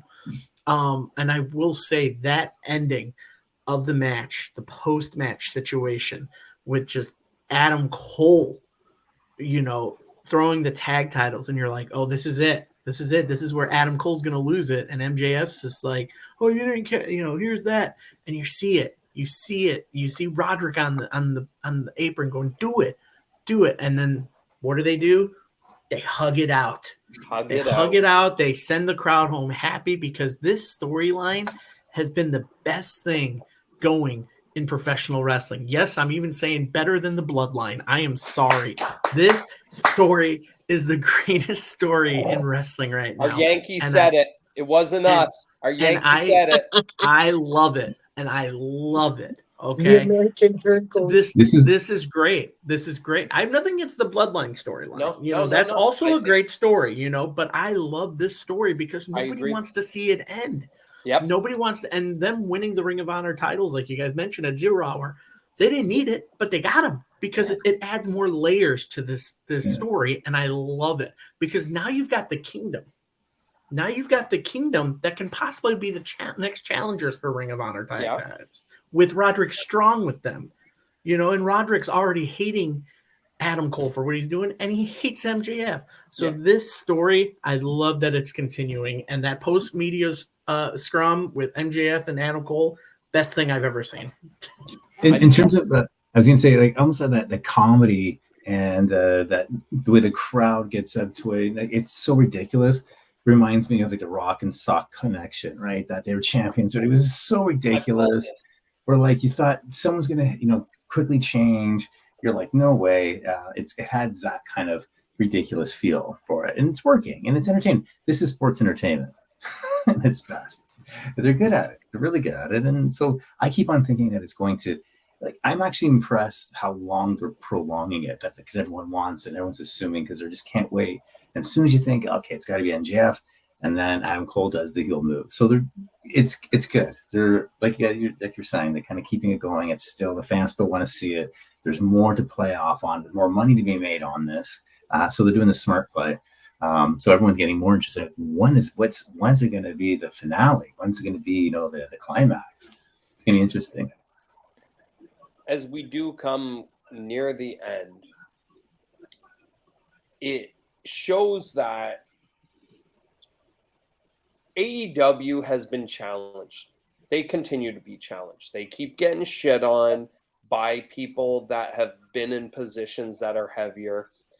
And every time they've been challenged, what have they done? They've knocked it out of the fucking park. I don't know where we go from this. We go back to normal AEW television. We've got a normal pay-per-view. I mean, I don't know how they're going to build a card. Well, they are, because, I mean, we got 2 weeks and we got this card all built. The next one will be the same. I'm excited to see where we go with a lot of this. I don't want Adam Cole and MJF ever to break up. I don't. And I think that's where it's going to hurt so much, but they're playing it. I mean, Jericho and Kevin Owens, it's coming eventually, but I like where they're going. I like where wrestling is right now. Minus one person, I like where wrestling is right now. I agree with you on that, actually. And that person is an Okada Rainmaker. So I have a question before we finish up here. I want to bring up. So they just did All In. They have All Out on Sunday. October 1st, they have another pay-per-view. Next year, we already know that they're doing All In and All Out back-to-back again. Can they sustain doing, let's assume that they do Wrestle Dream next year. Can they sustain doing 3 pay-per-views in a 5-week period? It's too much. No. Plus, you have to include Grand Slam in there because Grand Slam's always going to be in September too if they keep doing that. Right, but that's a free show. I meant more for like paying. It's still on card is a pay-per-view quality, so Yeah. I understand that. Yeah. So I will say this. Go ahead, Tank. Sorry, goddamn Americans, know your roles. I already think they're doing All In and All Out too close to each other anyway. So yeah, I don't think it's something sustainable for future. Over to you, Glexi. Because like, Okay, thank you. I feel like if they're gonna do All In every year, or at least this year and next year, we don't need All Out. No, absolutely not. So here's the thing I see about it is because you look at companies. I mean, even back in the day with the Monday Night Wars and ECW, they spread out their pay-per-views. Granted, they had pay-per-views all the time, but with AEW, that's what they need to do. They need to spread out their shows a little better. And like I said, next year it's a year ahead in the calendar. And there's always that line underneath, card subject to change, that can also include the day of said card of the pay-per-view. So you could change those dates. They don't have to necessarily bunch them up together like that because that's not going to be said. Because TK said it's going to be back-to-back next year too. Right, but that's only All In and All Out, But if they want to spread Wrestle Dream out a little bit and everything like that, and they still spread out Revolution, the only concern I have is them adding more pay-per-views, which is the rumor going around, which I hope they don't. They don't need too many pay-per-views because, like Justin said, they've got Grand Slam going in September, so that's already going to be bunched up there. So if you can do All In and All Out, maybe give it an extra week. You know what I mean? And like I said, this could change because Tony's a businessman. He understands that. He can change that if he wants to. He can change the date if he wants to.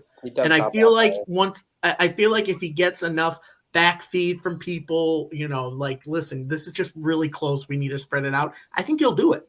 So that's where I kind of see it. I'm going to go on a limb and say this now. You said you hope they don't add any more pay-per-views. I feel like there's going to be one in January. Yeah. Now, the one thing I really wonder. What was that, Adam? I was saying, but you really don't need it. The way I agree. The way that AEW spread out right now, you don't need another pay-per-view. That's just you're adding more days, Were we not saying how, like, I know Urai made this comment multiple times. We were getting main eventers on Dynamites. Maybe this is really the only thing he can do is do pay-per-view qualities and not care about his TV as much as he does. But then there's 5 hours of TV, so who knows what we're going to do. Yeah. I just, I mean, if they want to do 6 pay-per-views a year, I'm cool with that. But you got to spread them out. Mm-hmm. And I mean, they don't have a network. WB tried that once last year. They didn't do it again this year, or was it 2 years ago? Sorry, during COVID. They didn't do it again last year, and they didn't do it this year. And they have a network. No one paid for those pay-per-views, and they still didn't do it. So I'm intrigued to see what the buy rates are for these pay-per-views coming up. And I hope they don't make this a yearly thing. Because I used to hate when WWE did a couple times too when they did do pay-per-views. And I think Night of Champions and Hell in a Cell were sometimes 2 weeks apart. And then you still had another one at the end of October. So that one was normally No Mercy or something like that at the end of October. Yeah. So I think you run into an issue when you have too many pay-per-views. And like Drummond said, Grand Slam, while it's not a pay-per-view, it's still a pay-per-view quality show. So, I mean, even from a storyline perspective, how are you managing all this in that short span of a time? You're not giving those storylines a lot of time to breathe. Yep. I mean, the one thing I'm most curious about is what Chicago sounds like without Punk. But with that, We are a wrap. AEZ, the Canadians, plus an American. We welcome our patriots to the South. We've always worked together since 1812. We've had this agreement. You come to our pods, we come to your pods. Let's go. Let's make this very beautiful and magical, because that's what wrestling is. There's a little something for everybody. And with that, it is the dusty finish. Everybody, awesome job. We'll see each other in 1 week's time. All right. When I was done talking about, Thank you guys for having me. Yeah, man. Nice to meet you, Adam. When I was done talking about the pay-per-views, I want to say that was Jerry's final thought, but I forgot to say that. No, it's a dusty finish. Dusty finish. There's no Jerry's final thought. Maybe a Bob Barker. Rest in peace. Get your pet spayed and neutered.